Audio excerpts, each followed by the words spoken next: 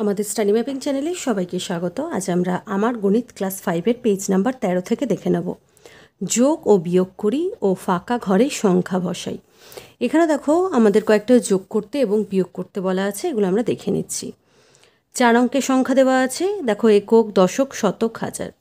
প্রথমেই দেখে নেব, দেখো এককের ঘর থেকে আমাদের এগোতে হবে। আমাদের কিন্তু যোগ বা বিয়োগ যাই করো না কেন সেটা পেছন থেকে সামনের দিকে এগোতে হবে, এটা সবাই তোমরা জানো, আরেকবার তবু বলে দিলাম। 3 আর 2 যোগ করলে হয় 5, 4 আর 4 যোগ করলে হয় 8, 0 আর 6 যোগ করলে হয় 6, 7 আর 2 যোগ করলে হয় 9। তাহলে উত্তরটা কি হয়ে যাচ্ছে? 9685। এরপরে দেখো আমরা দেখে নিচ্ছি 7 আর 1 যোগ করলে হয় 8, আর যোগ 3 হচ্ছে 11। 11-র 1 বসলো, হাতে একটা থাকলো। এদিকে 1 আর 2 যোগ করলে 3, 9 আর 3 যোগ করলে 10, 11, 12, আর 1 হচ্ছে 13। 13 3 বসলো, হাতে 1 থাকলো। এরপরে দেখো 6 আর 8 যোগ করলে হয় 6 দুগুণে 12, 13 14, আর হাতের 1 হচ্ছে 15, আবার হাতে 1 থাকলো। 4 4-এ 8, আর 1 হচ্ছে 9।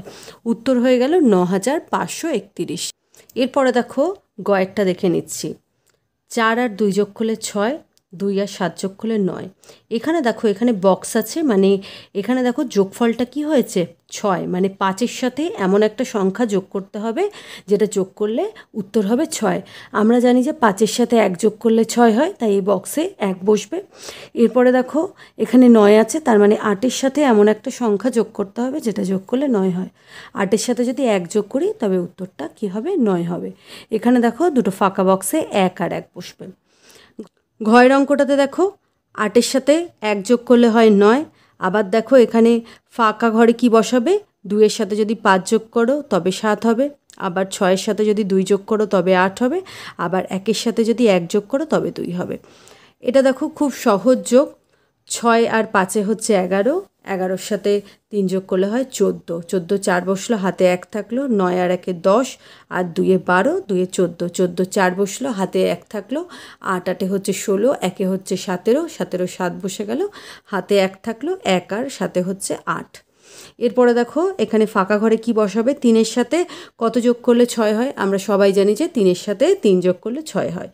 আবার 8-এর সাথে 1 যোগ করলে 9 হয়, 7-এর সাথে 2 যোগ করলে 9 হয়, 6-এর সাথে 2 যোগ করলে 8 হয়। এরপরে দেখো আমরা বিয়োগটা দেখে নেব, খুব সহজ বিয়োগ। 9 থেকে 4 বিয়োগ করলে 5, 5 থেকে 4 বিয়োগ করলে 1, 8 থেকে 2 বিয়োগ করলে 6, 7 থেকে 1 বিয়োগ করলে 6।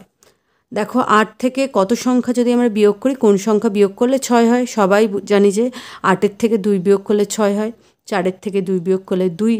আবার দেখো 2-এর থেকে কত বিয়োগ করলে 1 পাবো? সবাই জানি, খুব সহজ, 2-এর থেকে 1 বিয়োগ করলে 1 হয়, 5-এর থেকে 3 বিয়োগ করলে 2। এরপরে দেখো আমরা ঝয়ের অঙ্কটা দেখে নিচ্ছি।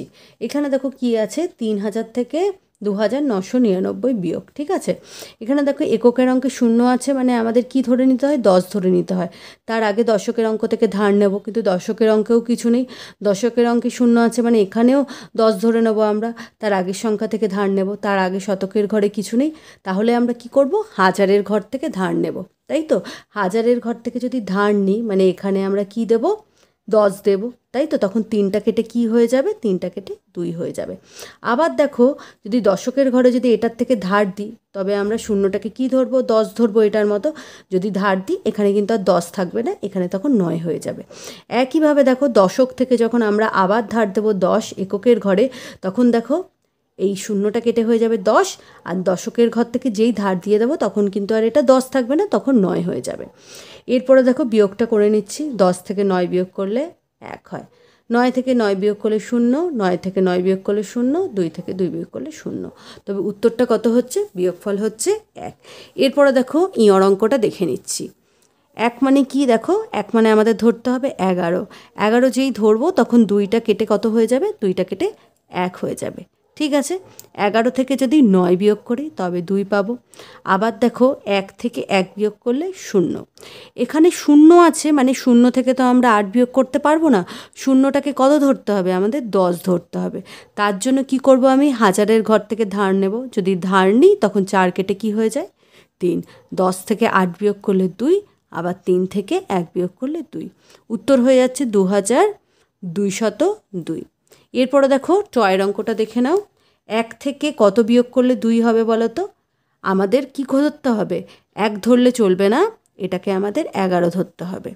যদি 11 ধরি তখন 8টা কেটে কত হয়ে যাবে? 7। এরপরে দেখো প্রথমে আমরা 1 থেকে 2 কত বিয়োগ করলে 2 পাবো, আমরা কিন্তু এটা করতে পারবো না। এরপরে দেখো যদি 11 যদি ধরে নিই তাহলে সহজেই আমরা 11 থেকে যদি 9 বিয়োগ করি তবে কিন্তু আমরা 2 পাবো। ঠিক আছে, এরপরে দেখো 7 থেকে 2 বিয়োগ করলে 5। 5 থেকে কত বিয়োগ করলে 4 হয়? 1 বিয়োগ করলে 4 হয়, তাই তো? আবার 3 থেকে 2 বিয়োগ করলে 1। এরপরে দেখো আমরা ঠয়ের অঙ্কটা দেখে নিচ্ছি। 3 থেকে কত বিয়োগ করলে 7? আমাদের 3 থেকে তো 7 বিয়োগ করা যায় না, তাই 3টাকে আমাদের 13 ধরতে হবে। তখন 2টা কেটে কত হয়ে যাবে? 1। এবার দেখো 13 থেকে যদি 6 বিয়োগ করো, তাই তো? তখন 7 হয়। আবার 1 থেকে 1 বিয়োগ করলে 0। এখানে দেখো 1 থেকে কত বিয়োগ করলে 0 পাবে? 1 থেকে 1 বিয়োগ করলে 0 পাবে। আবার 9 থেকে 2 বিয়োগ করলে হয় 7। উত্তরটা হয়ে যাবে 7007।